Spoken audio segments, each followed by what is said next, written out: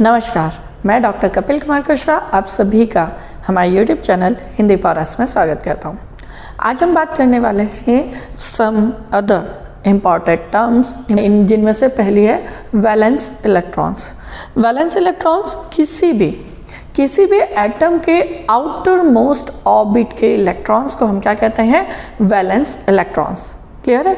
यानी कोई भी एटम जो है उसमें क्या है, हमने देखा उसके नंबर ऑफ ऑर्बिट हो सकते हैं, इट इज के, एल, एम एंड एक्सेट्रा। सो किसी भी एटम के आउटर मोस्ट सबसे बाहरी जो ऑर्बिट होगी, बाहरी जो कक्षा होगी, उसे ही हम क्या कहेंगे? उसका वैलेंस ऑर्बिट। और इस वैलेंस ऑर्बिट के जो इलेक्ट्रॉन्स होते हैं उन इलेक्ट्रॉन्स को क्या कहा जाता है? Valence electrons. बहुत एक इंटरेस्टिंग थिंग है कि हम जब भी किसी भी कंपोनेंट को दो या दो से ज़्यादा एलिमेंट या मटेरियल को मिक्स करके क्या इंप्लीमेंट करते हैं? कंपाउंड। पर जो कंपाउंड होता है, क्या हम किसी भी मटेरियल को यूज़ करके कर सकते हैं क्या इंप्लीमेंट? नहीं, हमें कुछ स्पेसिफिक कंपोनेंट की रिक्वायरमेंट होती है। ये स्पेसिफिक कंपोनेंट किस पर डिपेंड करते हैं? ये स्पेसिफिक कंपोनेंट जो हम चूज़ करते हैं, ये डिपेंड करता है किनका? उनके वैलेंस इलेक्ट्रॉन्स पर। जैसे कि ऐसे एलिमेंट जिनमें वैलेंस ऑर्बिट जो होता है कंप्लीटली फुल होता है, ऐसे एलिमेंट कभी भी कंपाउंड इंप्लीमेंट करने के लिए बेटर नहीं होते, यानी यौगिक बनाने के लिए यूज़ नहीं किए जाते। क्यों? क्योंकि इनका outermost orbit completely fill होता है, जिसके कारण ये अदर मटेरियल के साथ रिएक्शन या बॉन्ड इंप्लीमेंट नहीं करते। सो ऐसी सिचुएशन में ऐसे एलिमेंट जिनका आउटर मोस्ट ऑर्बिट क्या हो, वह पार्शली फिल्ड हो, ऐसे एलिमेंट जो है वो कंपाउंड बनाने के लिए सबसे ज़्यादा सुटेबल, सबसे उपयुक्त होते हैं। जैसे सिलिकॉन क्या है? इसका आउटर मोस्ट ऑर्बिट में कितने एलिमेंट होते हैं या कितने इलेक्ट्रॉन होते हैं? That is 4। So outer most orbit में, इसके आउटर मोस्ट ऑर्बिट में रिक्वायरमेंट कितने की है? 8 की, बट कितने हैं? 4 है। तो ऐसे सिचुएशन में ये सिलिकॉन क्या कर सकता है? किसी अदर मटेरियल के साथ 4 इलेक्ट्रॉन की शेयरिंग करके या उनसे 4 इलेक्ट्रॉन लेकर अपने बॉन्ड बना करके इजीली यौगिक और कंपाउंड बना सकता है। एज वेल एज अगर मान लीजिए हीलियम जो है उसके आउटर मोस्ट ऑर्बिट में कितने इलेक्ट्रॉन होते हैं? That is 2। क्लियर है? और उसकी रिक्वायरमेंट यानी उसका जो शेल है उसमें भी कितने इलेक्ट्रॉन होते हैं? That is 2। सो उसका आउटर मोस्ट ऑर्बिट क्या है? कंप्लीटली फिल है। इसलिए हीलियम जो है वो क्या करेगा? उन 2 इलेक्ट्रॉन्स के साथ कंपाउंड बनाना यानी किसी और में कंपाउंड बनाने के लिए सुटेबल नहीं होगा। तो आई होप आप सभी को क्लियर होगा कि वैलेंस इलेक्ट्रॉन क्या है। वैलेंस इलेक्ट्रॉन वो इलेक्ट्रॉन होते हैं जो कि किसी एटम के outer most orbit, valence orbit में प्लेस्ड होते हैं। अब किसी भी, जैसे अभी हमने बात किया कि सिलिकॉन है, तो सिलिकॉन में कितने इलेक्ट्रॉन होंगे आउटर मोस्ट ऑर्बिट में? That is 4। सो ऐसी सिचुएशन में कि कोई भी एलिमेंट, जैसे 2 पर्टिकुलर एलिमेंट को मिला करके कोई कंपाउंड इंप्लीमेंट कर रहे हैं, तो उसमें जो 2 कंपाउंड है उन दोनों एलिमेंट में से कौन सा एलिमेंट अपने इलेक्ट्रॉन प्रोवाइड करेगा या कौन सा एलिमेंट इलेक्ट्रॉन गेन करेगा? सिंपल सा केस है, 2 चीज़ें अलाइड हो रही है, 2 चीज़ों को आप क्या कर रहे हैं? मिक्स कर रहे हो, तो उनमें आप कुछ चीज़ें पहले वाले को दोगे, पहला वाला कुछ चीज़ें आपको, यानी शेयरिंग होगी दोनों के बीच में।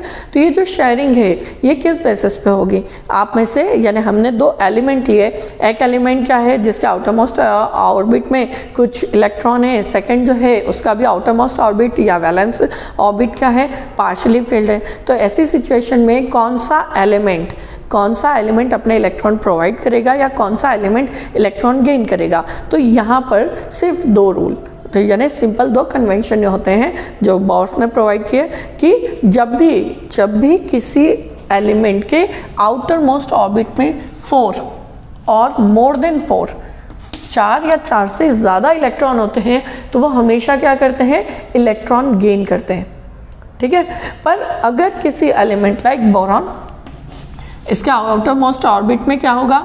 इसके आउटर मोस्ट ऑर्बिट में कितने इलेक्ट्रॉन होते हैं? 3। यानी ऐसे एलिमेंट जिनके आउटर मोस्ट ऑर्बिट में 4 से कम इलेक्ट्रॉन हो, ठीक है, जिनके वैलेंस ऑर्बिट में 4 से कम इलेक्ट्रॉन होते हैं तो वो हमेशा क्या करते हैं, अपने इलेक्ट्रॉन्स प्रोवाइड करते हैं, दे देते हैं। ठीक है, तो हमेशा ये याद रखिए कि अगर 4 या 4 से ज़्यादा इलेक्ट्रॉन है तो वो एलिमेंट इलेक्ट्रॉन्स लेगा, पर अगर 4 से कम है तो ऐसे एलिमेंट इलेक्ट्रॉन्स प्रोवाइड करते हैं। क्लियर है? तो आई होप आप सभी को क्लियर होगा कि वैलेंस इलेक्ट्रॉन क्या है और वैलेंस इलेक्ट्रॉन के बाद कौन सा एलिमेंट इलेक्ट्रॉन गेन करता है और कौन सा इलेक्ट्रॉन डिलीवर करता है, ये भी क्लियर होगा ना। अब हम बात करते हैं आयंस की और मॉलिक्यूल्स के। नाउ नेक्स्ट इज आयन और आयोनाइज्ड एटम और we can say that molecules. हमें पता है कि किसी भी एटम में जितने इलेक्ट्रॉन्स होते हैं उतने ही उसमें क्या होते हैं, प्रोटॉन्स। मीन्स इलेक्ट्रॉन्स पर क्या होता है, नेगेटिव चार्ज, और प्रोटॉन्स पर क्या होता है, पॉजिटिव चार्ज। तो हमें पता है कि अगर मान लीजिए हमारे पास कोई एलिमेंट है, लाइक सिलिकॉन है, सिलिकॉन के आउटर मोस्ट ऑर्बिट या सिलिकॉन के में टोटल नंबर ऑफ इलेक्ट्रॉन्स कितने होंगे, 14, यानी number of electron is equal to 14 और number of proton is equal to again 14। Clear है? तो इसमें न्यूट्रॉन्स भी कितने हैं, 14, और प्रोटॉन भी कितने हैं, 14। दैट मीन्स कि ये एटम, ये सिलिकॉन का एटम क्या होगा, ये न्यूट्रलाइज होगा, मतलब इस पर कोई भी चार्ज नहीं होगा। क्लियर है? पर जब कोई एलिमेंट क्या करता है, अपना कोई इलेक्ट्रॉन गेन करता है या अपना कोई इलेक्ट्रॉन किसी अदर एलिमेंट को प्रोवाइड कर देता है, तो ऐसी सिचुएशन में क्या होगा, वहाँ पर चार्ज इनबैलेंस हो जाता है। जैसे मान लीजिए कि यही सिलिकॉन क्या कर रहा है, किसी एटम से एक इलेक्ट्रॉन ले लेता है, ठीक है, किसी अदर एटम से एक इलेक्ट्रॉन लेता है। तो ऐसे सिचुएशन में जब वो किसी से एक इलेक्ट्रॉन ले लेगा तो नंबर ऑफ इलेक्ट्रॉन कितने हो जाएंगे, दैट इज 15, और नंबर ऑफ प्रोटॉन कितने हो जाएंगे, दैट इज 14। क्लियर है? सेम एज जो पर्टिकुलर, मान लीजिए बोरॉन ही था, क्या है, बोरॉन ही था, और उसके आउटर मोस्ट ऑर्बिट में कितने इलेक्ट्रॉन थे, 3। क्लियर? तो यहाँ पर इस सिचुएशन में बोरॉन के आउटर मोस्ट ऑर्बिट में कितने, 3 इलेक्ट्रॉन थे। एक उसने क्या कर दिया, एक इलेक्ट्रॉन किसको दिया, सिलिकॉन को दिया। तो ऐसे सिचुएशन में सिलिकॉन क्या हो गया, सिलिकॉन पर टोटल इलेक्ट्रॉन कितने हो गए, 15, और प्रोटॉन कितने हो गए, 14। अब यहाँ पर सिचुएशन क्या हुई कि सिलिकॉन में इलेक्ट्रॉन्स प्रोटॉन की कंपैरिजन में बढ़ गए। दैट मीन्स कि इस सिलिकॉन में क्या इंक्रीज, क्या आ गया, नेगेटिव चार्ज प्रोड्यूस हो गया। क्यों? क्योंकि नंबर ऑफ इलेक्ट्रॉन्स, जो इलेक्ट्रॉन्स की संख्या है वो प्रोटॉन से क्या हो गई, बढ़ गई। दैट इज वाई यहाँ पर ये सिलिकॉन क्या हो जाएगा, नेगेटिव आयन में कन्वर्ट हो जाएगा। क्यों? क्योंकि इसमें क्या है, इसमें एक इलेक्ट्रॉन बढ़ गया है। सेम एज जो बोरॉन था, बोरॉन ने क्या किया, एक इलेक्ट्रॉन दे दिया। जब बोरॉन एक इलेक्ट्रॉन प्रोवाइड कर देगा तो ऐसी सिचुएशन में बोरॉन में नंबर ऑफ इलेक्ट्रॉन्स क्या हो जाएंगे, कम हो जाएंगे, और नंबर ऑफ प्रोटॉन्स क्या होंगे, बढ़ जाएंगे। जब नंबर ऑफ प्रोटॉन बढ़ जाएंगे तो ऐसी सिचुएशन में जो बोरॉन है उसमें पॉजिटिव चार्ज बढ़ जाएगा। पॉजिटिव चार्ज के बढ़ने से ये किस में कन्वर्ट हो जाएगा, बोरॉन कन्वर्ट हो जाएगा पॉजिटिव आयन में। क्लियर है? यानी जब भी कोई एलिमेंट किसी दूसरे एलिमेंट से कोई इलेक्ट्रॉन लेगा तो वहाँ पर नंबर ऑफ इलेक्ट्रॉन्स बढ़ जाएंगे, जिससे कि वो नेगेटिव आयन में कन्वर्ट हो जाएगा। और जिस एलिमेंट से वो इलेक्ट्रॉन लेता है उसमें नेगेटिव चार्ज कम हो जाता है और पॉजिटिव चार्ज बढ़ जाता है। दैट इज़ वाई वो पर्टिकुलर एलिमेंट किस में कन्वर्ट हो जाएगा, पॉजिटिव आयन में। क्लियर? सो आई होप आपको आयन क्या है और कैसे वो पॉजिटिव और नेगेटिव आयन में कन्वर्ट होते हैं ये क्लियर होगा। Now next is energy to an atom. We know that कि हम किसी भी इलेक्ट्रॉन या एटम पर एनर्जी जो अप्लाई करते हैं वो 2 फॉर्म से कर सकते हैं। One is heat, other one is light. जो लाइट है जनरली ये लाइट किस में होना चाहिए, विजुअल रेंज में होना चाहिए। विजुअल रेंज दैट मीन्स कि इलेक्ट्रोमैग्नेटिक वेव और रेडियो वेव के विजुअल रेंज में ये पर्टिकुलर लाइट होना चाहिए। सो जब भी हम ये लाइट या फिर कहें ये एनर्जी जो है इस पर अप्लाई करते हैं एटम पर, तो एटम जो है वो क्या होता है, एटम के जो इलेक्ट्रॉन्स है ये एनर्जाइज्ड हो जाते हैं, यानी ये एनर्जी को एब्जॉर्ब करने लगते हैं। एनर्जी एब्जॉर्ब करने से इनका एनर्जी लेवल क्या होगा, बढ़ेगा, और ये एनर्जी जो है वो किस फॉर्म में इंक्रीज होगी, that is W is equal to H F. F is frequency of that particular electromagnetic wave and H क्या है, that is Planck constant और it is energy से W और हम किससे एनर्जी से E से रिप्रेजेंट कर सकते हैं. इसकी जो यूनिट होती है वो क्या होती है, जूल, इन जूल. क्लियर है. नाउ अब हमें पता है कि जब हम किसी इलेक्ट्रॉन को एनर्जी प्रोवाइड कर रहे हैं तो क्या होगा, जब किसी इलेक्ट्रॉन को एनर्जी मिलेगी तो ये एनर्जी लेकर हायर ऑर्बिट में मूव कर जाता है, यानी अदर जो अपर ऑर्बिट होगा, क्योंकि जैसे ही उसकी एनर्जी क्या होगी, इंक्रीज होगी, वो मूव करके अदर ऑर्बिट में जाएगा. तो जब वो अदर ऑर्बिट में जाता है तो ऐसे सिचुएशन में उसकी एनर्जी को हम रिप्रेजेंट कर सकते हैं W2 minus W1 is equal to HF, that is frequency of that particular electromagnetic wave. W2 that is the final orbit, जिस ऑर्बिट में आपका इलेक्ट्रॉन गया है, whereas W1 क्या है, जिस ऑर्बिट से गया है. ठीक है, यानी मान लीजिए आपका जो ऑर्बिट था वो M पर था. ठीक है, M शेल पर था और उसकी एनर्जी M शेल पर जो थी वो थी W1 और जब उसे लाइट इंसिडेंट की गई, उस लाइट के इंसिडेंट होने पर आपका जो इलेक्ट्रॉन है वो क्या हुआ, एनर्जाइज्ड हुआ और एनर्जाइज्ड यानी उसे एनर्जी मिली और एनर्जी मिलने से वो कहाँ चला गया, N पर. तो N की एनर्जी माइनस M की एनर्जी इज इक्वल टू क्या होगा, HF, where F is frequency और H is Planck constant और H की वैल्यू जो होती है H is equal to 6.626 into 10 to the power minus 34 joule. Clear है. तो इसकी वैल्यू कितनी होगी, 6.626 into 10 to the power minus 34 in joule.